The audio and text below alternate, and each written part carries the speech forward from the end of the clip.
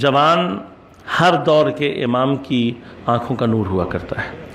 इसलिए कि जब जवान बुलूगत के मैदान में कदम रखता है उस वक्त जो उसका सफ़े आमाल होता है वो बिल्कुल पाक और साफ़ होता है, और उसकी जो इस्मत और उसकी इफ़्फ़त और हया है वो उसका सबसे बड़ा हथियार होता है। इस वक्त हमारे जवानों में जो चीज़ बेशिद्दत फ़क़दान है हो रही है वो हम मादियात की तरफ हमारा रुझान तेज़ी के साथ बढ़ रहा है, और हमें ये जहन में रखना चाहिए कि ख़ुद अज़ादारी सैयदुश्शुहदा इमाम हुसैन अलैहिस्सलातु वस्सलाम एक ऐसी क़ुव्वत हैं कि जिसके ज़रिए से हम दुनिया की ताकतवर तरीन चीज़ों का मुकाबला कर सकते हैं,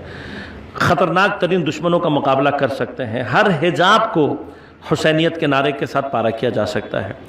आप नौजवान जितने भी हैं, आप क़ुव्वत हैं, दीन की क़ुव्वत हैं, इमाम ज़मान की क़ुव्वत हैं। जिस फील्ड में भी हैं आप, उस फील्ड में जितना एक्सेल हासिल कर सकते हैं, जितना स्पेशलाइज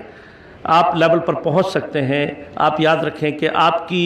ये कुछ अरसे की मेहनतें आपको आपके हर फील्ड में इमाम ज़मान का बेहतरीन सिपाही खुद ब खुद बना सकती हैं। मुझे वो मौका नहीं मिल सका, वरना मैं अर्ज़ करूँगा, इशारा कर देता हूँ कि इमाम के जो असहाब हैं वो लड़ाई जंग और ये वाले नहीं होंगे, क्योंकि अब वो दौर नहीं है कि आगे चलकर जो है वो तलवारों की तो असल डिप्लीट हो चुकी है बहस, और जो हथियार मौजूदा हैं उनकी भी जंग नहीं होनी अब। तो जो इमाम के असहाब होने हैं वो जवान होने हैं कि जो 313 उलूम की 313